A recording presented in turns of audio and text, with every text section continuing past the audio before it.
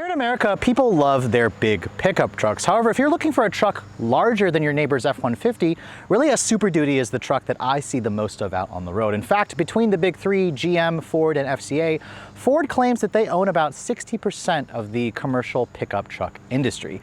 Now, the Ford Super Duty has been around since 2017 and now in its third generation. For 2020, Ford has given this massive truck a complete refresh, and that includes an all-new engine underneath the hood. That's right, this thing has a 7.3 liter nicknamed Godzilla internally, naturally aspirated gas V8 underneath the hood with about 430 horsepower. Now, it also has a new off-road package called the Tremor, and painted in this shade of rapid red with an extra 2 inches of ground clearance. This is certainly one of the most badass looking factory trucks that I've ever seen. So the big question I want to answer, with its increased ground clearance, 35-inch tall tires, and Godzilla V8 underneath the hood, how does this all-new F-250 Super Duty stack up? That's what we're here to find out.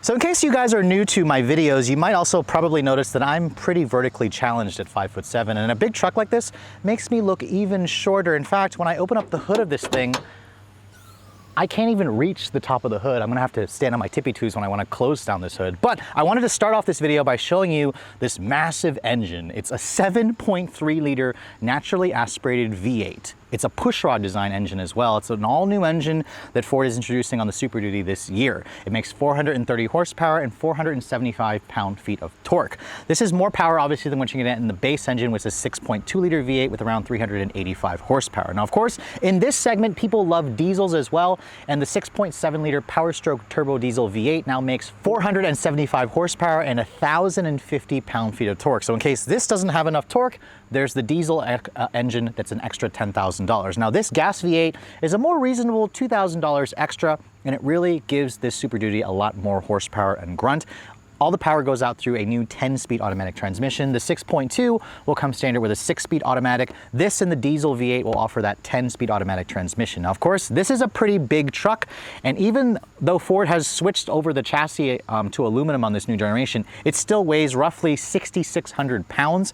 Luckily, because this thing is so heavy, it's not required to be rated by the EPA. So in terms of fuel economy numbers, we don't have that here for this four-wheel drive version.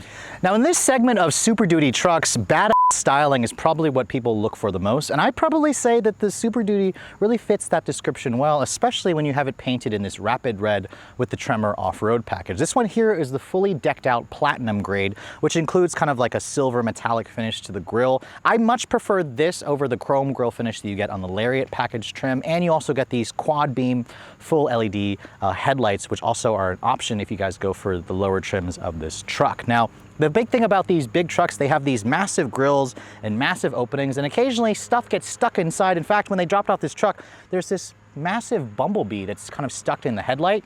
It actually was alive when I first picked this truck up. Now it's kind of, the poor thing is actually dead in there, but I guess if you guys want to run over things and hit things, that's one of the reasons why you get a big truck like this, just get a grill guard on the front.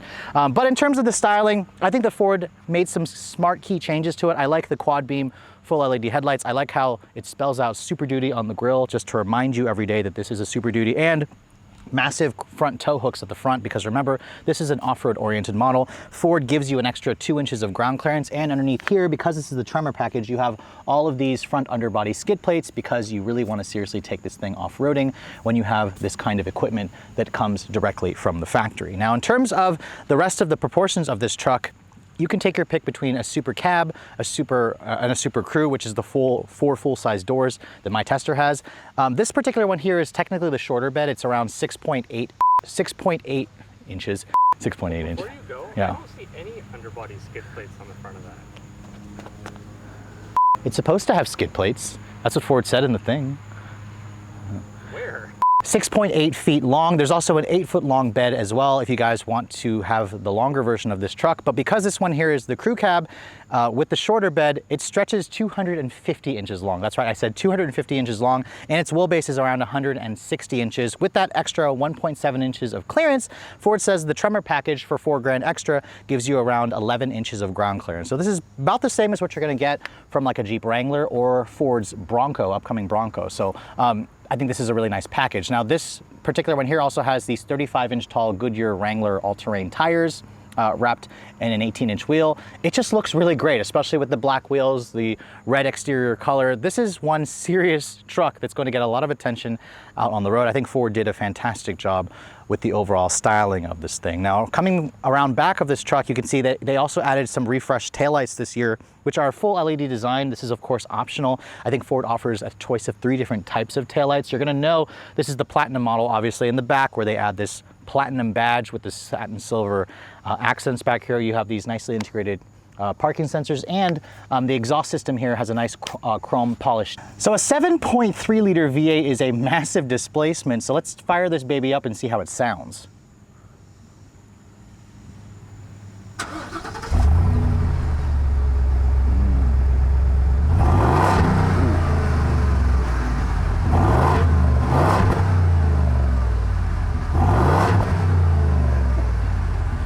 All right, so it has a pretty soft limiter, but I imagine some owners are probably going to swap out that factory system for an aftermarket one, because that is a mean-sounding V8. Growled a little at least. A little, yeah. I mean, it's way better than the EcoBoost V6 you get in the F-150. And for a factory truck, the exhaust system makes a really nice noise. So if you guys don't like how muted the diesel sounds, go for that 7.3 liter V8. Now, in terms of the bed, they offer that remote bed release from the key fob as well. But you can see the bed is very nicely finished on this Platinum version. It offers a lot of space in here. I don't really see the need to go for the 8-foot bed unless you really plan on towing and hauling heavy loads back here. You have LED lighting back here. You have the spray-in bed liner. You have an actual power outlet back here, which is fairly nice. And for short people like myself, this particular one here also includes the tailgate steps. So you can basically pull this out and it helps short people like myself get into the actual bed. So very usable truck. I like how Ford has, given you all the features that you expect, but really, if you guys are planning to tow a lot of things or put a lot of things in here, Ford says this particular one here will hold a maximum of 3,400 pounds. Now, as most of you can imagine, a truck with nearly 12 inches of ground clearance can represent a little bit of a challenge for somebody who's vertically challenged like myself to get in. Thankfully, Ford puts in these nice side steps here. There's also a nice grab handle here because, as you can see, the truck literally, I don't even come up to half of it, I feel like. This is a really tall truck. So getting inside, you have to essentially I have to step my leg up pretty high and grab this little handle here and hoist myself up. But once I do that and pull myself out of the rain, you can see it's very comfortable in here, and there's a crap ton of space, which is what you expect in a big truck like this. Now, shutting the door, the door actually has a really nice solid thunk, so that gives you a really great impression of quality. And this interior, like every other F-Series truck, isn't what I would call luxurious, but Ford has obviously done what they could to this interior to make it feel a lot nicer. Now, here's the key fob for the truck. You can see it's the older Ford key. It's a massive key. It does include remote start. You can also open up the tailgate and such. I don't really like the cheap feeling plastics in this thing. And you can see there's a nice big clear digital LCD display in between the two analog dials for the tach and the speedo. That, what you heard, of course, was the gas engine. This is the new 7.3 liter Godzilla V8. A little bit of a soft limiter, but it has potential. It's going to be a really nasty sounding engine when somebody puts in a nice aftermarket exhaust in this thing. Now, this is, again, a much bigger truck than an F-150, and Ford just unveiled the redesigned F-150, which I haven't had a chance to look at yet.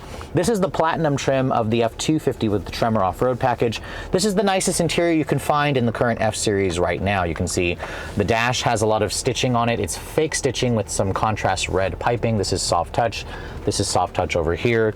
This area right here is soft touch on the door panels, but this is all hard touch plastic. It's real leather over here with more of that contrast red stitching, some silver painted plastic trim.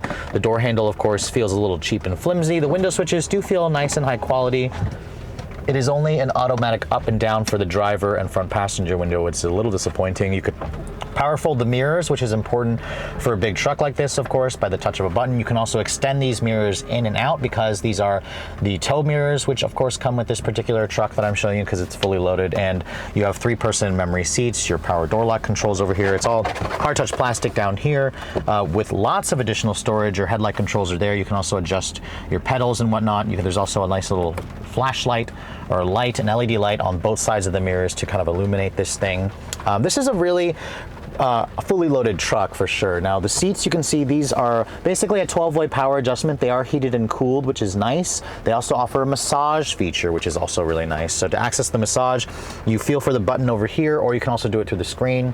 As soon as you touch one of the little lumbar buttons, you can see I can basically go to massage here, tap driver, turn on basically low or off. It will massage the lower part of the seat and the upper part, so your back and your butt as well. You can also turn on the passenger side massage if you'd like. So this is very unexpected. It works fairly well. I actually found the massage to be decent. It's more than just one of those silly lumbar massages that go in and out. It definitely actually does something, and the massage basically stays on until I turn off the truck. So that's really nice how the massage doesn't shut off automatically, which I also like. Looking at the center stack here, you can see this is a very small 8-inch screen. It looks small because the dash is expansive. I'll come back to that in just a moment. The steering wheel, I actually like the steering wheel on the Super Duty. It's got some silver painted plastic trim here, which tries to look and feel like brushed aluminum. Looks nice. The steering wheel is power tilt and telescoping, which is also nice. It gives you a good amount of adjustability.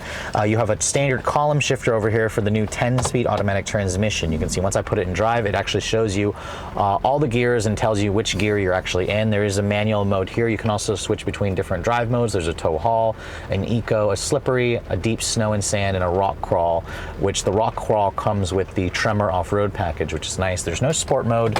Why would you even bother with a big truck like this on having a sport mode? There's also your buttons here to control this screen where you can show all different kinds of information.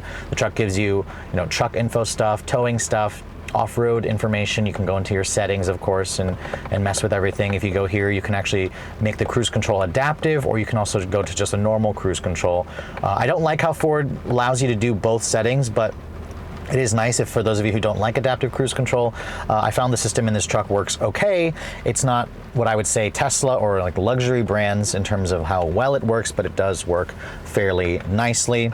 Down here you can see this is for your audio controls, this is for your Bluetooth controls. You have your 4-wheel drive selector knob over here, your trailer brake controller over there. Of course, you have dual zone climate control, which is nice. You can see your cool seat buttons over here. I like how Ford is giving us traditional buttons, of course, which is good. Your lane keep assist on and off is over here. You can also turn on the full 360 camera on a truck this size. This is very important, although the graphics are behind what I've seen in some of the newer GM vehicles with their latest system. This screen, again, they could just get rid of this extra real estate here and just make this even larger, which they've done in the new F-150. This is like what our GM calls trail control, or Ford calls trail control. This is like an off-road cruise control, which you can engage whenever you're driving this thing off-roading. There is also different views to the camera system here. You can kind of go into, show you a front perimeter scan view. So this is all, of course, very nice. This is what you expect in this typical, segment of vehicles. Now, I'm trying to get it out of the camera mode. There we go. Back to the screen here.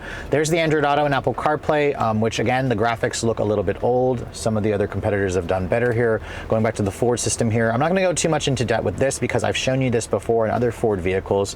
It does include embedded GPS, which it will not show that to you now because my phone's plugged in. But once I unplug my phone, you can see there is the Ford GPS. And it looks okay. It's a little bit sluggish, as you can see. There's your, what your audio information looks like when you have all your presets and whatnot down there. So it's all fairly intuitive and easy to use, but the screen itself is just looking tiny. So this is one of the worst ones in the industry that I've seen for sure compared to the other trucks. Now over here you can see wireless phone chargers over here. You have a USB and a USB-C. Plenty of storage over here, which is nice. These things also come out whenever you want to clean them up or rinse them off. Nice padded area over here. Big deep storage cubby for the center console, which is to be expected. More cup holders, of course. That's what people love about these big trucks. Plenty of cup holders. And you can see above me, big panoramic sunroof, lets in a lot of light. This is optional, of course. The glove compartment has 2 levels of storage, which the lower glove box is not that big. This isn't that big either, so in terms of glove box storage size, not great, but it is damped but not lined with felt. The Bang & Olufsen sound system in my tester also sounds good. Very unexpected in a truck like this, although I have heard better sounding systems in the Ram 1500, but I haven't driven the heavy-duty version of the Ram just yet. But overall, this Platinum version of the F-250 is definitely nice, spacious. The massaging seats are a nice addition, and these seats are also fairly comfortable. But if you're looking for the most luxurious interior with really top quality materials and real leather stitching, you may want to look at the Ram competition. So if you thought the F-150 had a really big back seat, the Super Duty has an even larger back seat, especially if you guys are looking for all this legroom back here. Now, first of all, if you don't need to carry people back here, you can fold this seat up to reveal a really nice amount of storage. There's actually lockable storage underneath here, which is nice. Ford gives you a little bit more hidden storage here. So again, if you don't need to put stuff in the bed and people back here, you can also put stuff in the actual cab. Now getting back here, there's a really nice side step here, which is nice for short people like myself. There's a nice grab handle here to help yourself get in this truck. But once you're in here and shut the door, you can see Ford says there's 43.5 inches of legroom back here. 43.5, that's the same as the front seats. So the back seats have basically the same amount of space. You can see at 5'7", I can get really comfortable back here. I could lay down. You know, if I had this whole seat to myself, I could probably take a nap on a long road trip. In terms of features back here, Ford also gives you 2 level heated seats. You have 2 USB ports, an actual power outlet here, a 12 volt right here, rear seat air vents, cup holders, map pockets. The materials back here are hard touch plastic, which makes me kind of sad considering the price of this truck. But there's also a nice armrest here that gives you even more cup holders. So again, in typical American style fashion, there's plenty of cubbies and drink holders in here for those long road trips. And of course, around this time of the year, there's always some random rain shower that comes through. So I figured, why not drive the F-250 in the rain in these kind of conditions? Because we've got the all-terrain tires on this thing, so it should offer plenty of grip. Now, obviously, I drive a lot of different types of vehicles in my line of work, and these big trucks don't scare me. They are a little annoying to drive if you are in the city because of how wide they are. Because we're talking about a vehicle that is 80 inches wide and almost 80 inches tall. This thing is 4 inches taller than something like an F-150, especially with, 11 inches of ground clearance. This is a big bitch as it goes down the road, and it takes a little bit of time to get used to just how wide this truck is. But once you get used to that, it gives you a really nice commanding view of the road. You feel like you're king of the road because this thing honestly feels like I'm driving a Raptor. It gives me the same kind of clearance that I get in a Ford Raptor, which is nice. It's almost like the Super Duty version of the Raptor. And these big tow mirrors also provide a lot of visibility, and I have blind spot monitoring, I have adaptive cruise, I have automatic emergency braking and such. So this is, of course, a very modern truck full of modern conveniences that make driving a lot easier. Now, with something this tall, with these big tires, with off-road ready suspension, skid plates and whatnot, you're probably wondering how the heck is the ride quality in this thing, and it is definitely truck bouncy. Even on smooth pavement like this, it is a little bit annoying how it's constantly jittering about, because remember, we have live axles in the back, leaf springs as well. You hear a little bit of tire drumming noise from the tires, of course. That's normal when you've got these big meaty tires on this thing. So in terms of a daily driver, if you're constantly driving around like the suburbs or the city or the town, you're not going to want something this big. But if you're in the countryside, this is of course going to be nice and spacious on the inside because I have this commanding view. I'm getting a massage here in these comfortable seats, and I also have actually pretty good amount of power. This is my first time driving the 7.3 liter Godzilla V8. It's a naturally aspirated pushrod V8, of course. It's paired with a new 10-speed automatic transmission.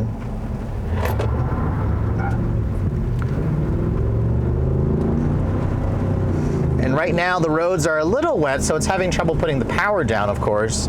Even with these all-terrain tires, these Goodyear tires, it's spinning the wheels out a little bit, but that's part of the fun of having a truck that's, rear-wheel drive when you don't put it into four-wheel drive, of course. It just, provides that comical fun of the rear wheels slipping and whatnot. But visibility out of this thing is also pretty good. I can see pretty much everything out of the front. Everything just looks really small.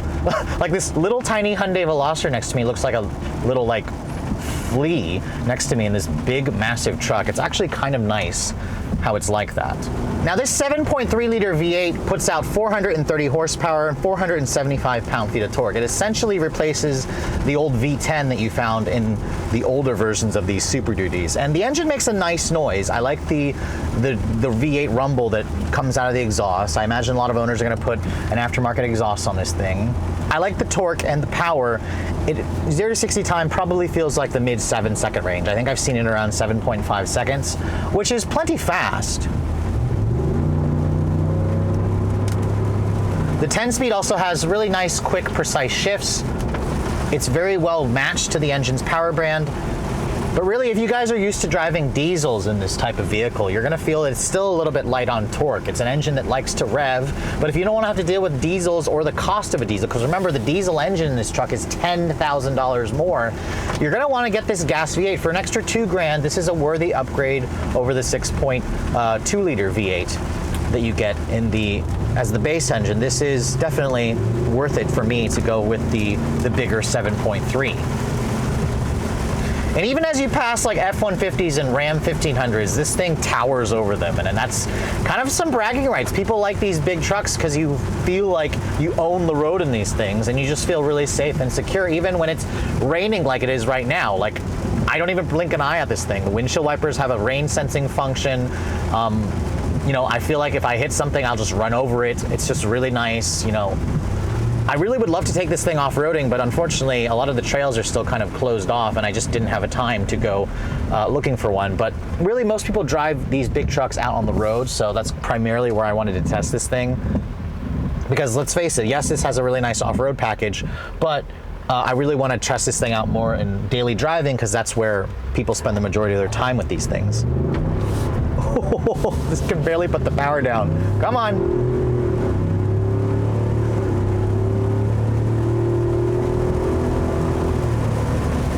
Really smooth transmission though. I'm very impressed with how smooth the 10-speed is. The V8 is very smooth as well. It just has a nice effortless rush of torque and horsepower. And you know, for a gas engine, I find this more impressive than the new 6.6 liter V8 that I test drove in the GMC Sierra 2500. This feels like it has more power, which is nice. I have not driven, of course, a Ram 2500 with their latest gas V8, but I would have to say that the Ford's one is probably the one that I would go for. It has the most displacement, it has the most power, and it makes a really nice noise.